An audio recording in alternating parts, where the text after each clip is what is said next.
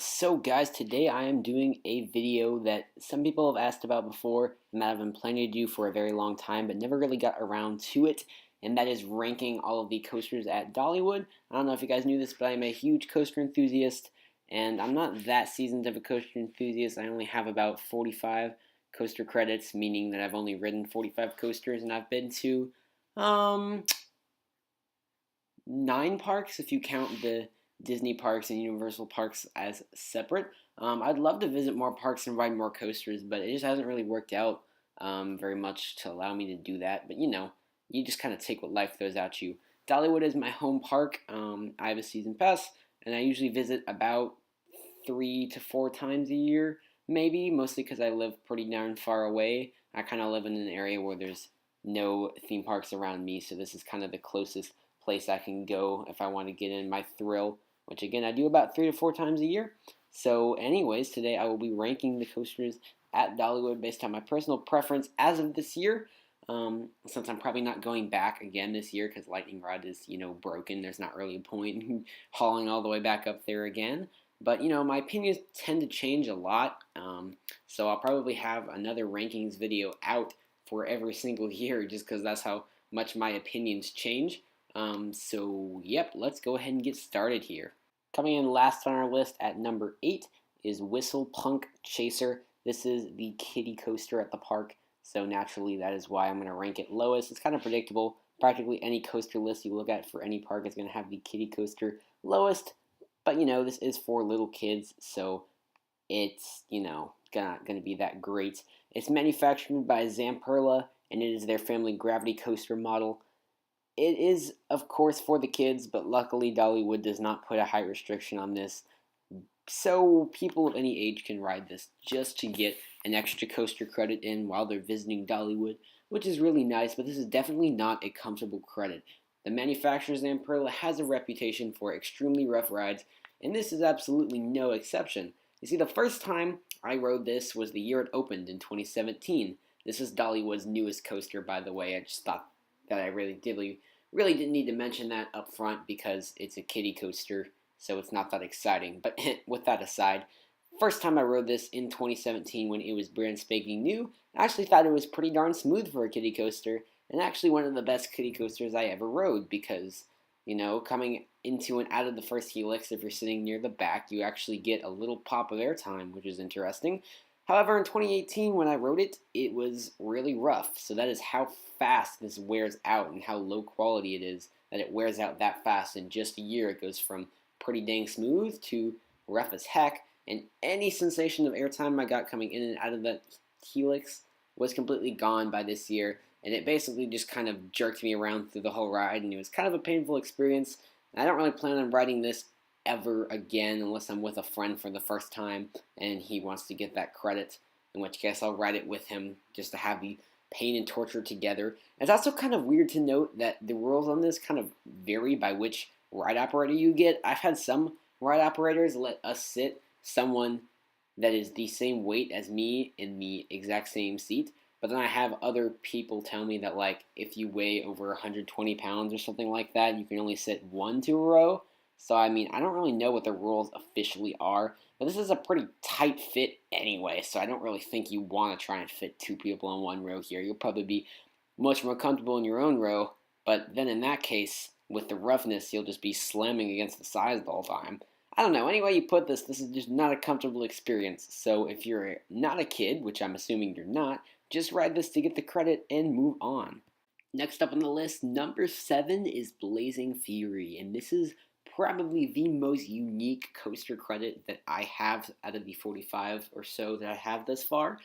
It's a really unique ride. The manufacturer is unknown. This was actually built by the park back when this was Silver Dollar City, Tennessee, before it became Dollywood. This is their oldest roller coaster. It opened in, I think, 1970 something. I'm not sure. But you climb 22 feet, reach a max speed of 22 miles per hour, down 1,520 feet of track. And this is really unique because it's completely indoors, enclosed, and it's kind of like a dark ride the first part. You're just traveling through this old Tennessee mountain town. where it eventually does catch on fire, and you're a firefighter, and then some stuff happens. I don't want to spoil too much because it's kind of a unique experience, but basically, you go through the first part just like a dark ride. Then you get to the point where there are 3 consecutive drops in the dark, which is pretty darn cool. They're very short drops because in total you've only climbed 22 feet during the dark ride section, so the drops naturally all combined are only 22 feet, so they're all tiny drops. But because they're in the dark and so sudden and unexpected, they're actually kind of fun. And the other cool thing about this is that the lap bars do not come down far at all. I'd say there's a solid foot or foot and a half between your thigh and these lap bars at their maximum downness, if that's how you refer to that. Of course, they're not dropping very far, so there's really no way you can slip out of them, although you probably could climb out of them if you tried. But anyways, you do get quite a bit of airtime as you go over those hills, even though they're not that large of drops. So, I mean, it's a pretty fun experience. One of the most fun parts is just making fun of the experience because you are, it's a ride from the 70s. And while they have modernized some of their ride systems to make sure it runs efficiently and isn't breaking down all the time, all the special effects are left completely untouched. So it's all special effects like you'd see in the 70s because this was built in the 70s. So it's really a unique ride experience, and it's really, really fun for that unique factor. And it's the oldest ride at the park, so that's a thing as well. The oldest ride at the park still operating.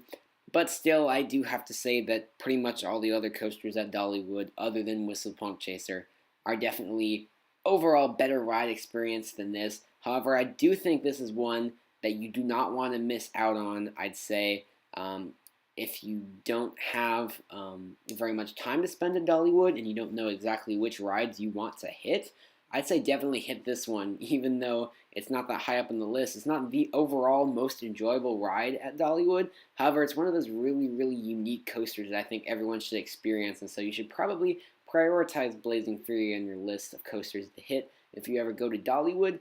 Another thing to note is that this is the only indoor coaster at Dollywood, which means when it rains, this is the only ride that will stay open. So if you think it's going to rain during the day while you're there, you probably want to save this one for when it rains because this is the only ride that you'll be able to ride during a storm. But that's about it. There isn't much to say about this one other than it's a very unique, special experience, but doesn't quite live up to the rest of the coasters at the park. Now on to number 6, which is Fire Chaser Express. This is my all-time favorite family coaster, but it is at number 6, not even at the top 5. That just shows you how tight the competition is for most of Dollywood's coasters. For the most part, I think Dollywood has one of the best coaster lineups in the world. There aren't really any bad rides at Dollywood other than Whistle Punk Chaser, so the fact that my all-time favorite family coaster is not even in the top 5 should show you how good the top 5 at Dollywood really are. But Fire Chaser Express opened in 2014. It's manufactured by Gerstlauer, and it is their custom family coaster model, custom built specifically for Dollywood to interacts with the terrain really nicely. You reach a height of 78 feet on this ride, but for some reason it feels way taller when you're actually on the ride. It feels way taller than 78 feet, but that's actually how high you go. You reach a max speed of 34.5 miles per hour, which actually feels about what you feel on the ride. But, it's a pretty good speed, and it is a track length of 2,427 feet. But, of course, you're not really going all that fast, and there are several break sections throughout the track. So this is probably the longest ride duration in all of Dollywood. It's a really long line. Well, it is a long line to wait to get on the coaster, but it is also a very long ride as well, so it really, really pays off as much as you wait. This is a really fun coaster. It has 2 launches and a lift hill. So basically you start in the station and it's got this really nice fire theme going on. So you walk into the queue and they've got a radio station playing talking about fire, and this guy named Crazy Charlie, who owns a firework emporium on top of the hill, which you can see from the station, just keeps calling to talk about fire and how he sees fire. But anyways, it's really nice theming all the way through the station and the radio playing, kind of setting up the story for the ride. Then you eventually get into the station and board into the trains, and there is a forward launch out of the station, not a super intense launch, just a fun launch to get things kicked off. and a little bit of a meandering section before you go into the lift hill and you climb up the side of the mountain. And this coaster really interacts with the terrain that it's on very nicely. It's actually built on the side of a hill, and there's a lot of rock work and a waterfall and some other cool features that the ride interacts with.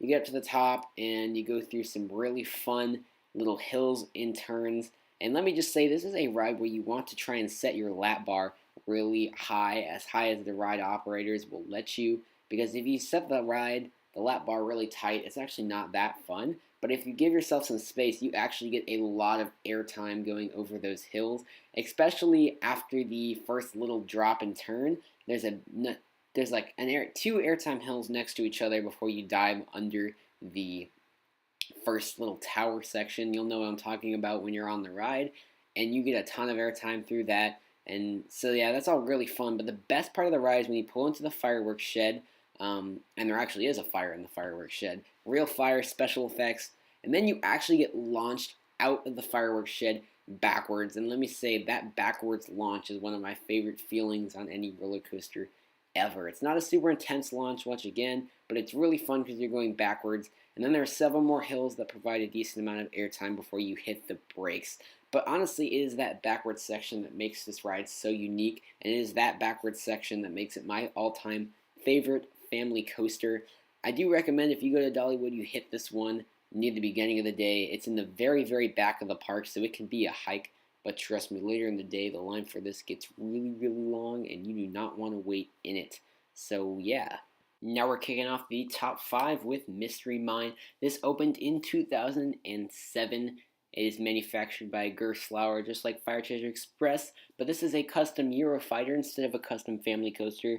Eurofighter coaster model is known for its vertical lift hills and beyond vertical drops. Mystery Mine actually has 2 of each, 2 vertical lift hills and 2 beyond vertical drops. Has a maximum height of 85.3 feet, a maximum speed of 43.5 miles per hour, and a track length of 1,804 feet, which are all pretty modest statistics, but somehow Dollywood was able to craft a really intense ride out of those kind of modest statistics. Though I will say this ride pulls most of its favorability, in my opinion, from its theming. It is an incredibly well-themed ride, and I think if it did not have the theming, it would not be near as good. In fact, I'd probably rank this below Fire Chaser and not even in the top 5 if it did not have its awesome theming. It is themed to a mine, obviously, and as you're walking into the structure in the queue, you can really tell how much detail went into it. They actually built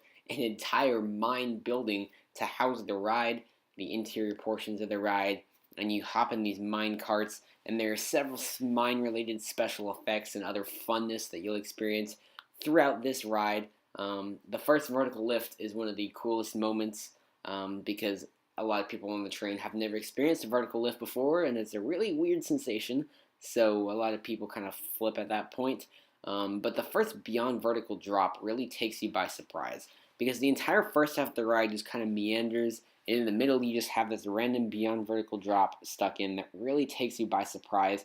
But the rest of the ride you just kind of meander, at least that first half kind of meander, which is kind of meant, I think, just to set your expectations really low so that the second half is just that much more awesome. The second half, there's an indoor vertical lift with tons of special effects and intense music, and it's really one of the most intense coaster moments, building up the most suspense that I've ever experienced. You get to the top, you actually hang at kind of an angle, so you kind of feel the drop before it even happens. You're just waiting for it in pitch black darkness, until eventually there's a big explosion special effect with real fire, and you can feel the heat in your face, and then you fall down the drop in the dark, and it's another beyond vertical drop that is very, very intense. It's only 85 feet, only an 85-foot drop, only reaching a speed of 43 miles per hour, but somehow they made it feel like a huge drop, and you pull into 2 inversions, I believe a heartline roll and a dive loop,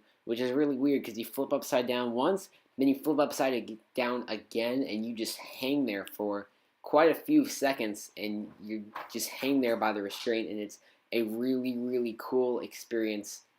I don't know how many times I can say it. You literally just hang, and then you hit the brakes. So that was a kind of disappointingly short second half, but it is awesome.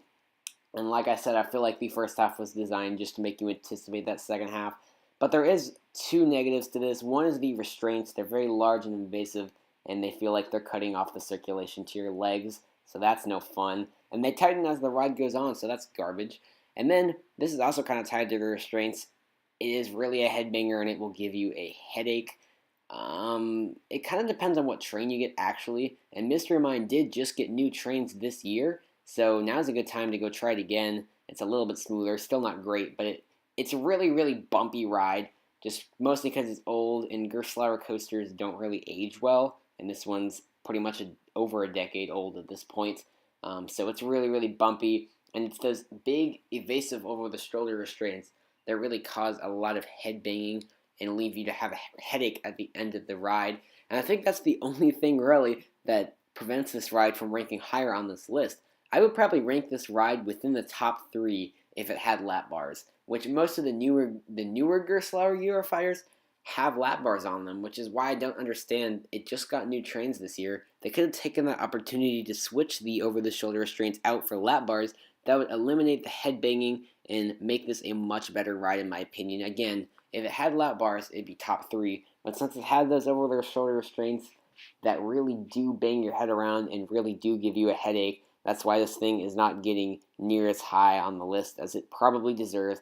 But still, an amazing ride, amazing theming, amazing second half. Overall, this is really a hidden gem within Dollywood. Like nobody really goes to Dollywood to ride Mystery Mine. I've heard people before go to Dollywood because they're excited to ride Lightning Rod and Wild Eagle and whatever other coasters get hyped up. But Mystery Mine never gets hyped up, and I hear everyone is always so pleasantly surprised by it, and it really deserves all the praise that it gets from the people that are pleasantly surprised. Just again, I just wish it was smoother or had lap bars or something, because that's all that prevents this from ranking higher. Moving on again, number 4 is Thunderhead. This ride opened in 2004, and it is Dollywood's first wooden coaster manufactured by GCI. The wooden twister model reaches a height of 100 feet, max speed of 53.7 miles per hour, which actually makes it faster than like half the steel coasters in the park, and a track length of 3,230 feet, which makes this a pretty dang long ride. Not an insanely long ride. A lot of wooden coasters get to like 5,000 feet about, but this one is still very, very long for what it does. This is an awesome wooden roller coaster. Most wooden roller coasters have a lot of straight sections, especially older wooden coasters, kind of vintage wooden coasters, a lot of times do out and back. But this one, the lift hill is in the center of the layout to give you an idea, and it's got a twisted drop that is absolutely awesome. And the entire ride, you are flying in and out of the ride's own structure the entire time. There's actually a voice in the station of this ride and in the queue line that tells you that this ride crosses itself 32 or 34 times. I forgot which one, but in the 30s somewhere. That's a lot of track crossover. It's practically this entire ride is composed of you going around tight corners and diving over and under sections of track, and it is an absolutely awesome ride. All that twisting and diving creates this really crazy sensation of absolute chaos, just flying absolutely everywhere around, and I absolutely love that feeling. And it seems like every time I ride this coaster, I like it more and more and more, because I just love the feeling of absolute chaos that you get while riding this. And recently I also found that if you set the lap bar with a little bit of space in between your thigh and the lap bar, give yourself a little bit of space, then over like literally every single one of those curves, then you actually get quite a bit of airtime. So I did that, and literally every time you curved, dived up, or dived under, or did any kind of maneuver, I'd fly out of my seat for a second, which is added to the absolute chaos that I love about this ride. It is just amazing. So yeah, this is one of the rides that Dollywood is known for. When it first opened, it was considered the best wooden roller coaster in the world. And a few years after that, it lost that title. But even this year on the Golden Ticket Awards, this is still ranked as the number 10 best wooden roller coaster in the world. A lot of people complain that it started to get rough in recent years, and yes, it does seem that like every time I go to ride it, it's a little bit shakier than it was before. But I feel like at this point, the shakiness kind of just adds to the absolute chaos that makes this ride what it is. And yes, if it keeps deteriorating at this rate, it might become uncomfortably shaky at some point. But right now, it's in no way painful in any way, shape, or form. So I think the shakiness just kind of helps add to the chaos that makes Thunderhead, well, Thunderhead. And that's why I love Thunderhead so much. I don't know how many times I can say it or how much I can stress the absolute chaos you'll experience on this ride. You really won't understand until you ride it. The other thing that's cool to note is this actually was the first roller coaster to ever feature a station flyby, and very few of them still do that. Basically, there is a separate section of track above the actual loading and unloading platform, which is actually part of the actual ride. So while the trains are loading and unloading in the station, sometimes some random train car will just randomly zoom by above you, which doesn't really make any sense, but I mean, I guess it's kind of cool. At number 3, we have Tennessee Tornado, the park's oldest outdoor or full steel coaster, opened in 1999 before I was even born, manufactured by Aerodynamics, and is their custom looping coaster model. Now, whenever most coaster enthusiasts hear the words Aerodynamics custom looping coaster, they think a really short, rough, not very intense, and mostly painful ride. However, those are all things that are not true of Tennessee Tornado. This is the last custom looping coaster that Aerodynamics built before they went bankrupt, and this really shows that this was the point where they had finally gotten everything figured out, and this is the perfect custom looping coaster, the definitive edition of the custom looping coaster, and it's really a shame they had to go bankrupt right after building this, because if they had built some other coasters like Tennessee Tornado, then maybe they'd have a much better reputation than they do now, because this coaster is fantastic. You reach a height of 163 feet on this coaster, a maximum speed of 63 miles per hour, making it Dollywood's fastest steel coaster, and a track length of 2,682 feet, which is actually kind of short. That is the one thing that is unfortunate about this ride.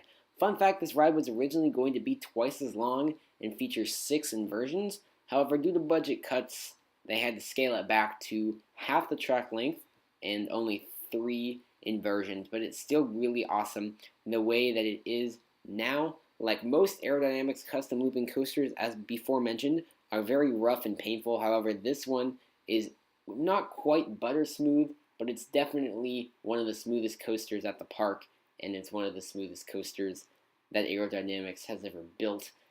It is really awesome. You go up the chain lift, and you actually drop down into a tunnel, and this is actually a really crazy drop. Like, you really don't expect a coaster like this to have a good drop, but this coaster has an excellent drop. It's a 160-foot drop through a tunnel, and for some reason it is really, really intense drop. Not really intense, I guess. More airtime filled. You fly out of your seat on this drop, and you pull into the largest vertical loop on an Aerodynamics coaster, and still one of the largest loops in the world. It's a 120-foot tall loop. Yeah, that loop is almost as tall as the drop on this coaster. And you kind of get a big hang time over that. Then you pull over into a vertical loop and Sidewinder back to back, which are a lot smaller and actually offer a bit of intensity. Most of the time, unless you've drinking a lot of water beforehand, you will gray out going through this vertical loop and Sidewinder. And then unfortunately right after that you hit the brakes. It's a really short ride. That's the one thing that is not good about it, is that it's way too short. They should have made it a bit longer. But it is an awesome ride, really, really smooth and very intense, and it's really an awesome drop that you really don't expect to be awesome, but it just is awesome. This is also the first coaster, I believe, if I remember correctly, this is the first coaster to be designed by coaster legend Alan Schilke. Alan Schilke designed all of the Rocky Mountain construction coasters that are taking the industry by storm right now, that everyone loves. Yeah, that was this guy, and this is the first coaster he designed, and it's just, Tennessee Tornado is an awesome ride, but not quite as awesome as the 2 others that I'm putting above it on this list. But this is very close. Pretty much the top 3. Well, number 1 wasn't that hard to decide, but I think it was really hard for me to decide between Tennessee Tornado and my number 2 pick, because I love both of these coasters. and it seems like I like one of them more than the other each ride. But most recently, I would rank Tennessee Tornado third, and I give number two to Wild Eagle. Let me just say that pretty much all of this coaster's rank, all of the whole reason I'm ranking this above Tennessee Tornado is because of an outside seat front row ride during the summer. Let me just say, most of the time I rode this was during the, fall and spring months when it was just kind of crawling, not really going all that fast. However, I rode it in the summer this summer, and if you're not coaster enthusiast or just didn't know this in general, typically the warmer it is outside, the faster coasters run. There's some kind of complicated physics behind that, but I don't really feel like figuring that out, so I just kind of go with, it's more hot, higher the temperature, faster coaster runs. So I got to ride this in the summer, and it was absolutely hauling. I don't know if it was just the day I went, but this was hauling so fast. I feel like it was going much faster than 61 miles per hour, and it was awesome. So this ride opened in 2012, manufactured by B&M. It's their wing coaster model. Wing coasters are mostly known for being kind of forceless, and this is forceless in the front rows, but once you go toward the back, you actually do gray out in quite a few places. So I wouldn't exactly call this ride forceless. Just kind of depends on which seat you get. But you reach a height of 135 feet, but this is the only in the center of the park, kind of. All the other rides that reach heights similar to this are on the edges, kind of on hills, so you don't notice how high you are. However, Wild Eagle's in the middle of the park, so you can really see how you are. You can pretty much see the entire park from the top of that lift hill, which makes it a lot scarier than you would think. You reach a max speed of 61 miles per hour, and it's a 3,127 foot track length, which makes it quite a bit of a longer ride than Tennessee Tornado. Tennessee Tornado packs a lot more punch into its shorter time, though Wild Eagle kind of meanders a bit toward the end. But anyways, the reason I say the front row ride outside seat is just because of the freedom you get. If you get the front row outside seat, I mean, there's no track below you. That's one of the great things about these wing coasters is there's no track above or below you, it's to the side of you. So you really feel like you're hanging out there in the open. And it just adds to that to be in the front row because then there's nothing in front of you either. You really feel like you're flying in thin air and there's nothing around you but thin air. And it's really incredible. And when you're riding it in the summer, you can really feel the speed. It's really hauling. When I rode it in the fall and in the spring, it was kind of slow, and so it wasn't all that fun. But when it's running a lot faster in the summer, it is really, really fun. You can just feel the speed, especially in the front row, the freedom. And so that's why I gave the edge to Wild Eagle and placed it above Tennessee Tornado. It was pretty close. I just really do enjoy that freedom that you get on Wild Eagle. Your legs dangling, nothing around you, just absolute freedom. And while I do think that overall Tennessee Tornado feels like a faster ride, riding Wild Eagle in the summer, while it was really hauling, was really an eye-opening experience for me, if you can put it that way, as to why people like this ride so much. All right, here we are at number one, Lightning Rod. I know a lot of people will agree with me on this, that Lightning Rod is the best coaster at Dollywood. Lightning Rod is not only my favorite Dollywood coaster, but also my favorite roller coaster of all time. Out of the 45 or so that I've ridden, Lightning Rod is my absolute favorite. It is amazing. This opened in 2016, making it Dollywood's newest thrill coaster, manufactured by Rocky Mountain Construction. It's a topper track model. It's actually a prototype launch topper track model, reaching a height of 165 feet, a max speed of 73 miles per hour, and a 3,800 foot track length, making it Dollywood's tallest, fastest, and longest roller coaster. It also holds the world record for the fastest wooden roller coaster in the world. You literally cannot get any faster than this when it comes to speed on a wooden roller coaster. It is absolutely nuts. Basically, this ride is the world's first launched wooden roller coaster either, so no chain lift. You launch straight up the hill. Now, what's unfortunate about this ride is that it does break down a whole lot. And when I mean a whole lot, I mean a whole lot. It has actually been closed since June this year. It has not been open since June. Probably won't be open until next year.